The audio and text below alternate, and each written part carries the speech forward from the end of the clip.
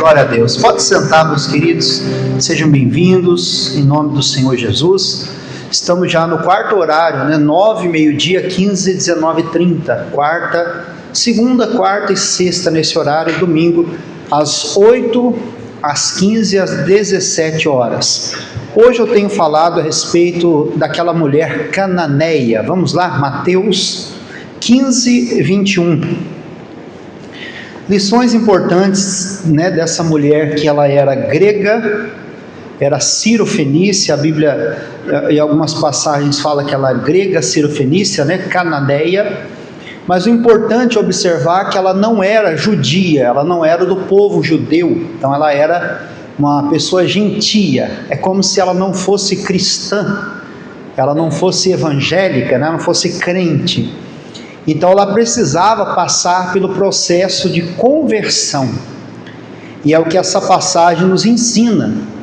Ela queria a cura, a libertação da filha dela, que estava horrivelmente, miseravelmente endemoniada.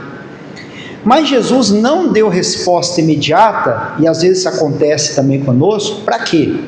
Para que na caminhada, no avanço, à medida que nós vamos seguindo Jesus, nós vamos entendendo que ele não tem só a libertação, que é algo importante, ele não tem só a cura de uma doença, ele não tem só uma porta de emprego, ele não tem só a restauração no casamento e assim por diante, mas ele tem a salvação. Então, quando nós seguimos a Jesus, mesmo que a princípio nós não vemos ter o que nós queremos, nós na caminhada vamos aprendendo. Um dia em Santo André, lá no ABC Paulista, em São Paulo, uma senhora chegou e falou assim: pastor, faz uma reza para mim. Eu falei: irmã, primeiro que crente não reza, crente ora. Ah, tá bom, ora aí. E se Deus não me abençoar, eu vou na macumba. Eu falei: então, melhor a senhora sentar, ouvir a palavra. Não, se Deus não abençoar, eu vou na macumba. Eu falei: então a senhora pode ficar à vontade e ir. Porque não é assim que Deus trabalha. Deus, ele não é aquela coisa, o pasteleiro que frita um pouquinho aqui, está tudo certo. Não. Às vezes ele precisa fazer um tratamento com a pessoa, uma desconstrução. A pessoa passou a vida toda amaldiçoando a si mesmo, aos filhos, a família, o casamento. Aprendeu errado e seguiu o errado por muito tempo. Eu faço aquela ilustração do alicerce, Deus não vai construir algo novo no alicerce podre, no alicerce torto. Então o que ele faz? Ele desconstrói aquele barraquinho de madeira, aquele improviso que foi feito, mesmo que seja do alicerce, para construir algo novo e melhor. Deus tem o melhor para nós. Então veja Mateus 15, 21, diz assim: e partindo Jesus dali, da onde ele estava, foi para as partes de Tiro e de Sidom. Então ele foi para uma região de um lugar onde não tinham pessoas judias, não era uma área dos judeus, era uma área de pessoas pagãs ou pessoas gentias, pessoas não, vamos falar para os nossos dias de hoje, não cristãs. E ali você encontra, irmão, pessoas que servem a bruxaria, a feitiçaria. É como se você saísse da igreja e fosse para o trabalho. Lá você vai encontrar pessoas, talvez na maioria não crente, talvez não tenha um crente no trabalho, talvez você seja a única pessoa a ser crente, cristã evangélica. Na vizinhança tem uma irmã que falou assim: pastor, estou orando a Deus para eu vender minha casa, porque eu quero sair fora da minha vizinhança, porque lá só tem pessoas que bebem, que fumam, que se drogam, que vivem lá no pagode, até de madrugada, nem durmo direito, porque é terrível, pastor, a convivência. Eu falei: olha, irmã, ora, para que Deus dê a direção. Talvez a senhora está querendo sair, picar a mula, e Deus está querendo que a senhora ore, que a senhora pregue, que a senhora ganhe aquelas almas para Jesus, não é? Então é importante. Ele saiu daquela terra de onde ele estava e foi para uma área não cristã, vamos dizer assim, não evangélica, no caso, no tempo de Jesus, não de judeus. E o que aconteceu? Eis que uma mulher cananeia, então mostra a origem dela, não judia, que saíra daquelas cercanias, daquela região, dos arredores, clamou dizendo o quê? O que ela disse? Senhor, filho de Davi, tem misericórdia. Então ela citou a linhagem de Jesus, que ele era da descendência de Davi. E ela disse: me ajude, tenha misericórdia. Ter misericórdia, olhe para a minha situação, se põe no meu lugar e me ajude, estenda a mão, né? Me ajude. Minha filha está miseravelmente endemoniada. Eu expliquei nos cultos anteriores que nós temos que separar. Existe a opressão. Pastor, a pessoa oprimida, ela está propriamente endemoniada? Não. Ela está oprimida, o diabo está ali falando ao ouvido, ao coração dela, à mente dela, está tentando aquela pessoa, oprimindo, colocando desejos, pensamentos, intenções, mas ainda não significa que aquela pessoa está endemoniada. Existe, né, a possessão demoníaca, que a pessoa ela fica dominada, corpo, alma e espírito. Ela incorpora um demônio, né? O demônio torna-se o senhor até das faculdades da pessoa, né? Físicas, emocionais, né? Mentais. E existe essa condição, olha, miseravelmente endemoniada. Ela chegou num estágio, né, de possessão miserável. É mais ou menos como aquele filme O Exorcista. Alguém já assistiu? Alguém já ouviu falar, pelo menos, né, no filme O Exorcista, né? Aquela menina, né, que ficou endemoniada lá, tal, virava o pescoço assim, né? Lembra? E tinha que amarrar ela na cama e tal, porque senão, enfim.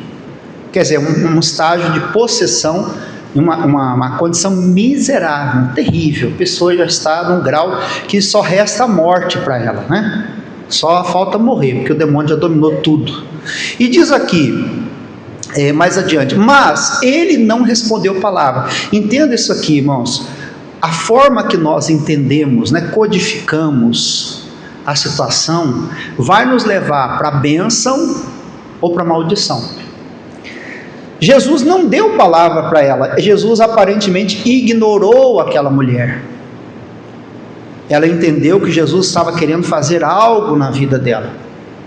E é o que vale para nós.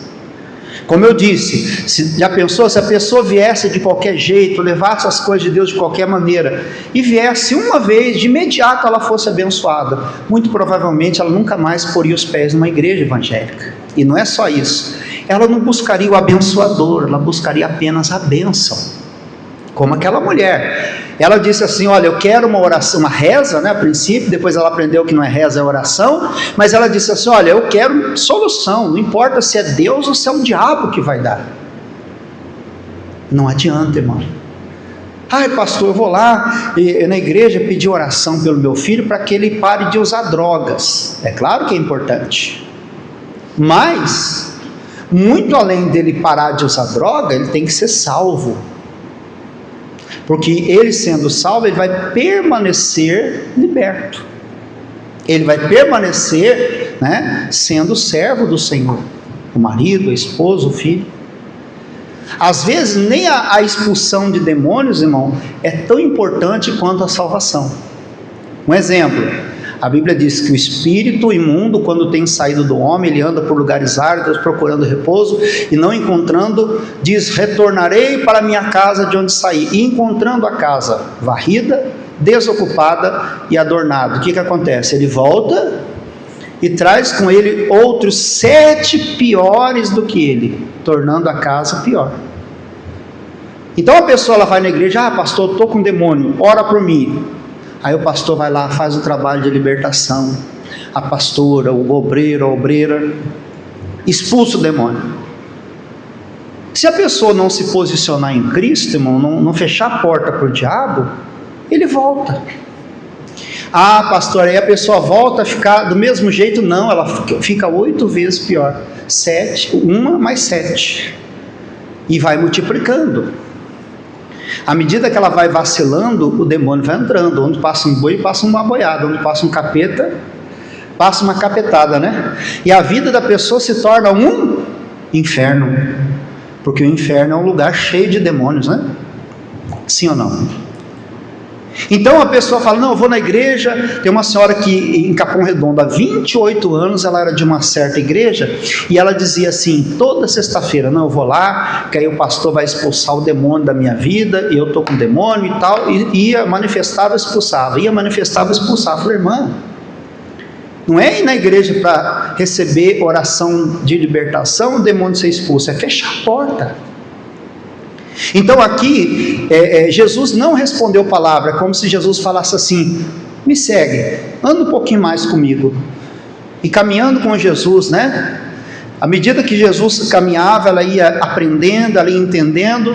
Por isso que a campanha são 7 semanas, 12 semanas, porque não é um número esotérico, cabalístico, um número, né, pastor, é um número, não, é uma estimativa. Depois que a pessoa termina as 7 semanas, se ela realmente entendeu como Deus trabalha, ela vai dizer assim, eu vou fazer mais 7, mais 7, mais 7, mais 7, eu vou seguir a minha vida servindo a Jesus. Então a primeira semana, a segunda, ela vai caminhando, vai se envolvendo, o pastor Jaime mesmo, ele fala, ele foi na igreja, porque ele estava com a síndrome do pânico, seguido depressão, uma série de problemas, aí ele manifestou com o demônio. E aí depois, então, ele começou a frequentar a mocidade da igreja, e foi, daqui a pouco ele virou o líder da mocidade, daqui a pouco ele se tornou pregador, e hoje, há quase 50 anos aí prega o evangelho, é uma bênção, mas ele chegou na igreja para quê? Para ser pastor, ou para ser liberto da crise do pânico? Então ele foi, né, a primeira vez ele queria ser livre daquela opressão, mas à medida que ele foi caminhando com Jesus, andando com Jesus, ele percebeu ali, se encontrou, entendeu o chamado, e graças a Deus hoje está com Cristo, e creio que estará com Cristo com certeza até o fim, amém? Então aqui essa não respondeu palavra, nem sempre Jesus vai dar a solução de imediato, ele não vai resolver, ele vai mostrar para você como você deve resolver, o que você tem que fazer, o que você tem que mudar, o que você tem que tirar. Se eu estou errado e Deus me abençoa, Ele está endossando o meu erro, endossando o meu pecado. Ah, pastor, eu estou errado e Deus começou a me favorecer. Não, Ele não vai fazer isso. Primeiro Ele vai consertar o erro, vai ajudar você a detectar o erro, a corrigir, a tirar, aí sim Ele vai começar uma obra na sua vida. Quem está entendendo, diga graças a Deus. Então ele diz aqui, e os seus discípulos, chegando ao pé dele, rogaram-lhe, dizendo, despede-a, que vem gritando atrás. Então, à medida que ela não foi respondida, irmãos, observe isso, ela intensificou o seu clamor. Quantas das vezes a pessoa não recebe o que quer, ela fala, quer saber de uma coisa? Eu não vou vir mais nessa igreja não, eu vou na outra. Depois fala, vou na outra, vou na outra, vou na outra, vou na outra. Não, intensifica os seus esforços, clama. Ela gritou cada vez mais alto, né? E os discípulos pediram, Jesus, responde ela, porque ela está fazendo um escândalo. Ela não está se importando com a opinião das pessoas, ela está em busca de uma solução. E o que Jesus respondeu? Eu não fui enviado senão a quem? As ovelhas perdidas da casa.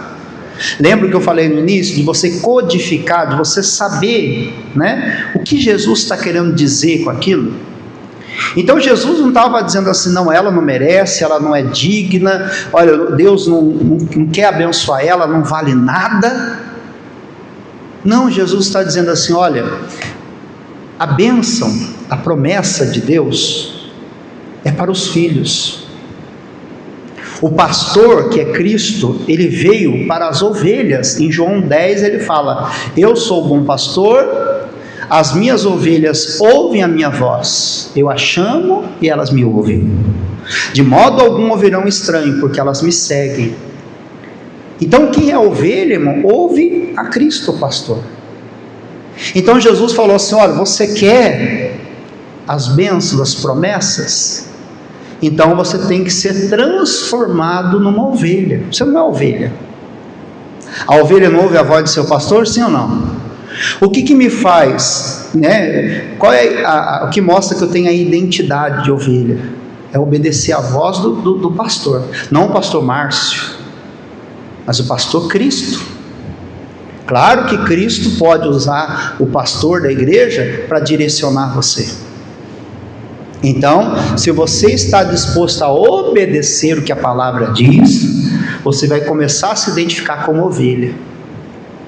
É como eu disse, se não me engano, no domingo, né? Não é que você tem que concordar com tudo, mas também não é discordar de tudo, né? Tem gente que fala assim, não, eu não tenho que concordar com tudo que a igreja fala, que o pastor fala, mas também não posso discordar de tudo, tem gente que discorda de tudo, né? Então aqui ele fala, não fui enviado, senão, para quem que eu fui enviado? Para as ovelhas da casa, perdidas da casa. O que Jesus estava falando? Se você se transformar numa ovelha, eu vou pastorear você, eu vou conduzir você. Você quer? As práticas de Tiro, de Sidom, né, dos cananeus, você está disposto a abandonar? Ou você vai buscar uma bênção de Cristo, mas vai continuar se curvando aos deuses dos cananeus? Então Jesus estava oferecendo para ela o quê? Uma conversão. E nessa conversão, ela iria receber muito mais que a libertação da filha. Como eu disse, Jesus podia expulsar o demônio da filha, a filha se veria bem, mas se ela pegasse e fosse novamente lá, né, para os deuses cananeus e se curvasse, ela ficaria pior ainda. O demônio voltaria e traria consigo 7 demônios piores do que ele, e ela já estava miseravelmente endemoniada. Imagina ficar 7 vezes mais miseravelmente endemoniada. Não é verdade? Então o que Deus está falando, irmão, não é uma campanha, não é um culto, não é uma oração. Tem gente que pensa que o pastor tem uma varinha de condão, uma varinha mágica, né? Bate na cabeça e fala assim, sim, sim, salabim, abracadabra, opus pocus, né? Sei lá como é que é isso. Não, é uma caminhada com Cristo. É o primeiro passo, é o segundo, é o terceiro, e é uma jornada que conduz ao céu. Não adianta você dar um passo para frente e vai dar 2, 3, 4 para trás. Não adianta. Não adianta. Não adianta você ser abençoado e na primeira esquina da vida você se afasta de Deus, o ladrão te pega e rouba aquilo que é seu. Então Jesus falou, olha, eu vim para as ovelhas. Se você quiser se tornar uma ovelha, então eu tenho uma aliança com você, eu tenho um compromisso com você.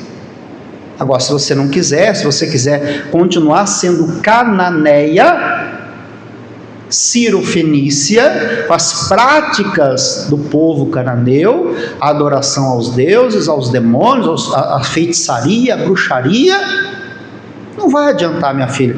Sinto te informar, mas não vai resolver. Não adianta o pastor pôr a mão na sua cabeça e fazer uma oração e até expulsar o demônio, se você sair daqui e começar a fazer macumba. Você sair daqui e voltar para as práticas erradas que Deus condena. Não adianta. Então diz mais, olha, é versículo seguinte, então chegou ela e adorou. Opa, aí já começou a mudar o cenário. Ela adorou.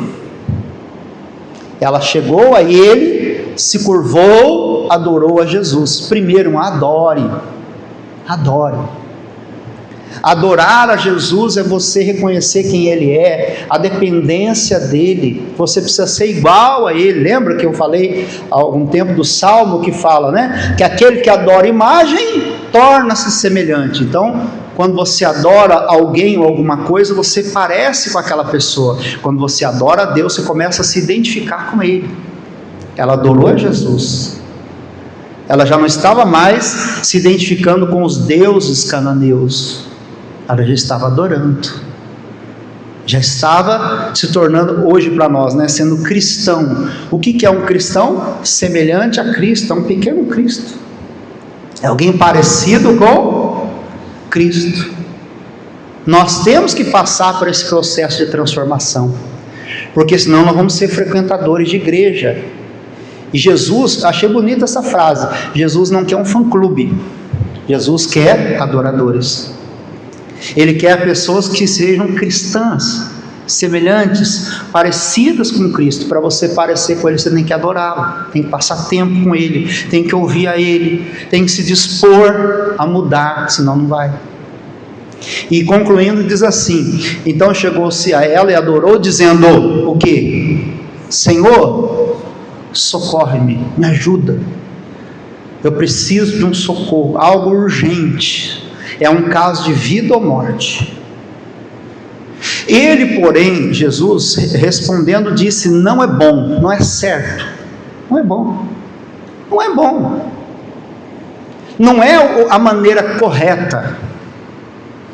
Então é isso, quando a pessoa ela está disposta a se ofender, tem um amigo meu que fala assim, né, que para quem está ferido até abraço dói.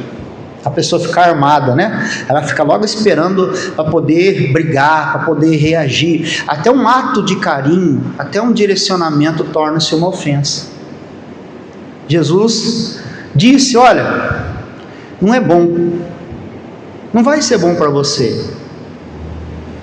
Se você vier, não quiser nada com Deus, não se envolver com Deus, de repente, mesmo assim, Deus cura você, Deus liberta, Deus favorece você, Deus faz um milagre, mas você sai daqui e volta a praticar as coisas erradas, não é bom, isso não é bom. O bom é quando você adora, quando você se envolve, quando você se converte, quando você permanece com Cristo, porque aquilo ali vai ser só um grão de areia diante de todas as bênçãos que Deus vai derramar na tua vida. E a maior de todas as bênçãos será a salvação. A maior bênção do Evangelho é a salvação. Porque o maior tempo da nossa existência, irmão, não vai ser aqui. Por isso que a Bíblia diz que é com um piscar, pisca o olho aí. Se você viver 120 anos diante de uma eternidade, o que é 120 anos? Não é? É um grão de areia. É um piscar, piscou o olho e sua vida passa. Mas a eternidade, o nome já diz eterno, passa 1000 anos, 1 milhão de anos, 1 bilhão, 1 trilhão, 1 quaquilhão e assim por diante, e não acaba. Então você acha que Deus está se importando, irmão, de você esperar um dia, uma semana, um mês, um ano, 10 anos? Tem casos, irmão, que ele espera para a pessoa. Achei interessante que o pastor Jaime disse que o médico, né, explicou que o último sentido que desliga quando a pessoa está prestes a morrer de uma forma natural é o ouvido. Você vê que Deus espera a gente até o final. A pessoa pode ouvir a palavra, no último fôlego de vida, receber o Evangelho e aceitar, mesmo que seja apertando a mão de alguém. Então Deus espera até o final, porque Ele sabe que o viver aqui é um piscar de olhos, mas a eternidade, o nome já diz, é eterno, não acaba. Então você acha que Jesus, ai tadinha dela, não, coitada, Jesus não deu palavra, ai tadinha, Jesus deixou ela no vácuo, só faltou Jesus falar assim: fala com a minha mão aqui, ó. Não é assim? Não. Você acha que isso, irmão, Jesus ia ficar ela ficou ofendidinha, tadinha dela, ai, deixa eu ajudá-la porque eu tenho dó dela? Não. Eu falei que a nota que Jesus toca não é dó, é fé.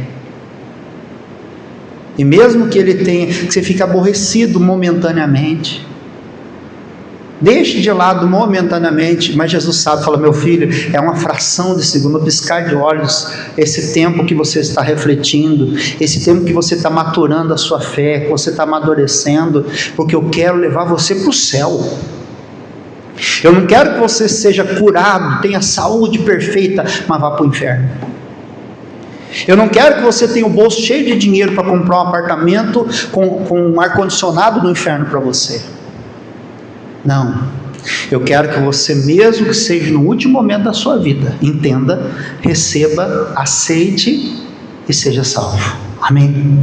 Por isso que ele fala: eu e minha casa, crer no Senhor Jesus será salvo. Tu?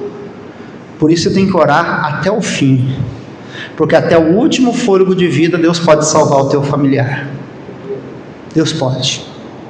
Eu tive um tio, Sebastião, ele teve câncer nos pulmões. Eu era criança e eu me lembrava dele assim, vindo com um tamborzinho assim, com aquela carretilha assim, né? Naquele, como é que chama? De oxigênio, né? Tamborzinho de oxigênio. E faleceu, partiu. Sabe qual foi o último pedido dele? Eu não sei exatamente o último, mas um dos últimos pedidos dele foi o quê? Olha, se você pudesse pedir uma coisa agora, assim, que a gente pudesse fazer para te ajudar, né, nesse momento final, tal. Ele falou assim: olha, se eu pudesse, eu queria fumar. Olha que coisa. Mas que Deus tenha tocado no coração dele, que alguém tenha levado o evangelho. Nós não tínhamos esse entendimento ainda na época, mas que ele tenha levantado a mão para Jesus e aceitado, e mesmo que ele tenha convivido com esse problema, e até o último, quase o último momento, ele tenha pedido um cigarro ao invés de pedir a salvação, mas que ele tenha encontrado Jesus. Então aqui Jesus não disse: não é bom, não é bom, não é bom. O bom mesmo é que você receba a Cristo. O bom mesmo é que você se torne ovelha da casa de Israel. Você, a sua filha, por promessa, tu e tua casa. O bom mesmo é que você seja salvo. E caminhando com Jesus, salvo, curado. A palavra salvação vem se não me engano, do grego, quer dizer sozo, quer dizer salvo, curado e liberto. A salvação lhe garante, irmão, o ingresso no céu, e também garante a você as promessas de Deus. Então Jesus falou assim: olha, minha filha, eu não estou preocupado, eu não estou, como diz, ansioso, afoito de curar a sua filha logo, não. Eu quero que você aprenda o processo, entenda, e entendendo, se converta, torne-se uma ovelha da casa de Israel, porque aí eu vou pastorear você, e o pastor vai levar você para o aprisco, para o céu. E diz aqui: não é bom pegar o pão dos filhos e deitá-lo para os...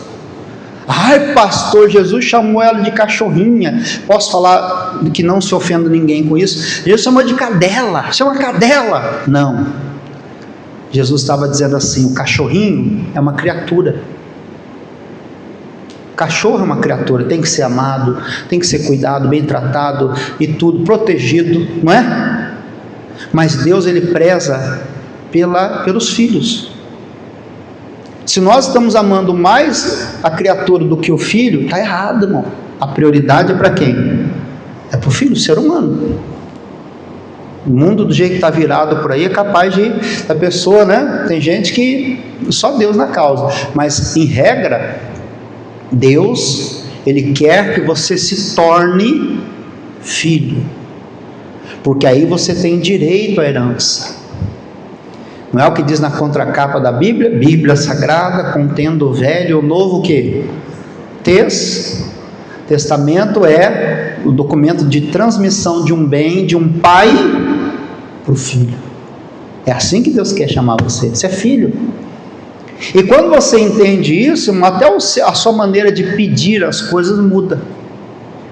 Porque quando você é um estranho, você pede: tudo bem, posso pegar um pouquinho, tal, né? Mas quando você é filho, você faz o quê? O meu filho, por exemplo, pega minha roupa, pega meu chinelo, né? E tem coisas que ele nem pede, ele não precisa pedir, é meu filho, amém? É meu filho, não é verdade? Assim também Deus quer que nós tornemos, que você tome posse da bênção. Por isso que ele fala: eu te dou poder, autoridade para pisar serpentes, escorpiões, toda a força do maligno. Quando você é estranho, você fala: Deus, expulsa esse demônio da minha vida. Ele fala: não, meu filho, você é meu filho, eu dei poder para você, você é igual a mim, expulsa você. Eu lembro quando comecei na igreja, jovem, e o pastor fazia libertação. Aí a gente achava: nossa, o pastor é poderoso, o pastor é cheio da unção. Ele falava: não, pessoal, quem tem poder é o nome de Jesus. Vem cá, jovem. Às vezes chamava, a gente ia todo assim, né? Vem cá, põe a mão aí, expulsa em nome de Jesus. Expulsava. Aí vai sair até assim, né? Não é? mostrando que assim como ele fazia, nós poderíamos fazer também. Dali a pouco fomos pegando gosto, começando a expulsar demônio também. E Deus vai ficar feliz com você, vai dizer: meu filho, é você pode fazer também. Mas quando nós somos criaturas, nós achamos que Deus tem dó de nós, que Deus, vai se apiedar de nós, vai fazer alguma coisa porque Ele está com pena da gente. Não, meu. Jesus falou: não é bom, não é assim, não é que funciona, e deitá-la os cachorrinhos. E ela falou o que, pessoal? Sim, Senhor. Lembra que nós estamos fazendo domingo a campanha da concordância, não é isso? Olha só, 7 domingos da concordando. Entramos em concordância com Deus, com a palavra de Deus, com os irmãos, uns com os outros, sobre família, saúde, casamento, finanças, e são 7 semanas, 7 temas, nos quais nós vamos entrar em concordância. Então ela concordou com aquilo que Jesus disse, ela não se ofendeu, não se entristeceu, não se magoou, não ficou bicudinha, eu não volto mais aqui não, porque eu não gostei do que o pastor falou. Tá bom, mas se o pastor falou, usado pelo sumo pastor que é Cristo, e aí? Aí você foge, e você vai para outro lugar. Deus não mandou você ir, você está por conta de risco. Mas se Deus falou, você entendeu, diga: sim, Senhor. Para mim é difícil fazer isso, perdoar, amar, esquecer, superar, entre outras coisas que Ele manda eu fazer, mas eu vou dizer: sim, Senhor, então me ajude. Em mim não há força, em mim não há condições, eu não tenho de mim mesmo capacidade, mas a minha capacidade vem do Senhor, então me ajuda. Sim, Senhor, eu concordo. Eu não sou ovelha, mas eu posso ser. Eu sou grega, cananeia, cirofenícia, eu sou do povo cananeu, eu adoro os deuses dos cananeus, mas eu posso, se eu quiser, e se o Senhor fizer a obra na minha vida, se o Senhor me ajudar, eu vou ser, como o povo judeu que adora Jeová, o Deus vivo, Deus todo-poderoso. Eu sou macumbeiro, eu sou feiticeiro, feiticeira, mas tendo um encontro com Jesus na caminhada, eu vou me tornar um cristão. Posso ser até um pastor, não é? A pessoa pode dizer, se tiver chamado. Posso ser um ministro de louvor. E ela diz: sim, Senhor, concordo. Mas também os cachorrinhos comem das migalhas que caem na mesa dos seus senhores. O que ela disse aqui? Uma fração do teu poder, uma migalha do teu poder pode resolver o meu problema. Uma migalha. Um peteleco que o Senhor der no demônio pode resolver. Uma palavra tua, O centurião de Cafarnaum disse assim: diga apenas uma palavra, meu servo será curado. Só. Não precisa muito, não precisa só mandar uma falange de anjos, uma tropa de anjos. Não precisa nem o Senhor fazer nada, é só o Senhor dar a ordem. Uma migalha. E ele diz aqui, que cai da mesa de seu Senhor. Então Jesus respondeu e disse: ó mulher, grande é a tua... pastor, então aí que está o meu problema. A minha fé é pequena, a minha fé é pequena, então é por isso que eu não recebo aquilo que eu gostaria de receber. Irmão, a sua fé é pequena, mas ela é de que maneira? A Bíblia diz: se tiveres fé como um grão de mostarda. Olha o detalhe, como um grão de... O que é um grão de mostarda? É pequenininho, É microscópico, sim ou não? Mas Jesus falando: o homem que pegando dele, semeando na terra, nasce e cresce, e se transforma a maior das hortaliças. Ou seja, o grão de mostarda é uma semente. Aí que está o detalhe. Se a tua fé for pequena, igualzinho um grão de mostarda, microscópica ali, você só vê, com o microscópio, ou for do tamanho da melancia, mas se você guardar e não semear, não adianta, porque a fé sem obras é morta. Então Jesus falou: mulher, a tua fé é grande, mulher, você tem uma fé duradoura, você é perseverante. Ô mulher perseverante, né? Ô mulher, você, né, é decidida, obstinada, até que o milagre aconteça. Amém? A sua fé também tem que ser grande na adoração. Pastor, eu vou orar pela salvação da minha família. Até quando? Até que a família seja salva. Tem casos que até o fim da vida, a pessoa está lá, entre a vida e a morte, no fôlego de vida. O que você quer? Um cigarro? Eu quero um cigarro. Não, tem Jesus para você. Então eu quero Jesus. Pronto, seja salvo. Morreu, está na glória. A palavra se cumpriu. Mas tem que falar de Jesus. Tem que receber Jesus para poder falar. Tem que orar, tem que perseverar, tem que insistir, tem que bater a porta, até que a porta se abra. Amém? Até que o seu marido seja mais crente que você, até que a sua esposa seja mais crente que você. Então Jesus falou: mulher, tua fé é grande, hein? É duradoura. Seja isto feito para contigo, seja feito para com você, como você deseja, o desejo do teu coração vai realizar a obra. Às vezes a pessoa ela quer algo, mas não quer, não desejo ardente no coração. Aquilo tem que te incomodar, irmão. Incomodar. Tirar o sono, não é tirar a paz, mas deixar você, não, enquanto isso não se cumprir, eu não vou descansar. Não, eu vou. O salmista Davi falou: eu não darei sono aos meus olhos até que encontre um lugar para o Senhor meu Deus. Seja feito como tu desejas. E desde aquela hora, naquele momento, ela estava com Jesus, buscando a Jesus. A filha estava lá em outro canto, lá na terra de Canaã, lá na área da Fenícia, né, de Tiro e de Sidom. Irmão, fração de segundos, centésimos de segundos, o poder de Deus foi lá e realizou. Por isso que você não pode: pastor, não vou na igreja não, porque eu estou com alguém em casa que está com problema. Aí você fica no chamado cerca Lourenço, né?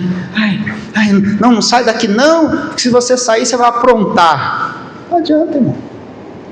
Pastor, não vou na igreja, porque o meu marido está dor de cabeça, eu fico em casa cercando ele. Fica lá, você vai deixar de buscar Deus, e o demônio vai agir. Enquanto você está seguindo a Jesus, orando, pedindo a Deus, buscando a Deus, em fração de segundo Deus pode alcançar a tua família. Eu lembro de um pastor que ele deixou o ministério. Ele falou assim: pastor, eu tenho que abandonar o ministério, que eu tenho que cuidar da minha mãe e tal. Começou e tal. O pastor falou: não, mano, não vai não. Estou sentindo que não é para você ir. Vai lá, visita ela, cuida dela e tal. Mas não abandona o ministério. Não, vou abandonar. Abandonou. Quando ele abandonou, a mãe dele morreu. Em algum caso, não tem como voltar atrás, né? Não tem como mais retroceder. Uma vez que você sai e abandona, tem casos que dá para reaver. Hoje está diferente, mas naquela época não tinha como voltar mais. Era uma regra. Então aqui ele diz: a filha ficou sã naquela mesma. Enquanto você está clamando aqui, Deus está visitando a sua família. Deus está alcançando a sua casa. Ele é Deus de perto e de longe. Eu costumo dizer na minha oração: aquele que criou a luz é mais rápido que a velocidade da luz. Aquele que criou o som, já ouviu falar na velocidade do som? É mais rápido, porque foi ele que criou. Você acha que tem dificuldade para Deus numa fração milimétrica resolver o seu problema? Não tem o que impeça, irmão. Amém? Algo microscópico Deus pode fazer. Guarda essa palavra no teu coração. Amém? Aquela mãe perseverou, lutou, insistiu, buscou, ultrapassou barreiras, poderia ter se ofendido. Ela falou: nem que Jesus me bata, mas eu preciso levar a bênção para minha casa. Eu só saio daqui com a minha vitória. Amém?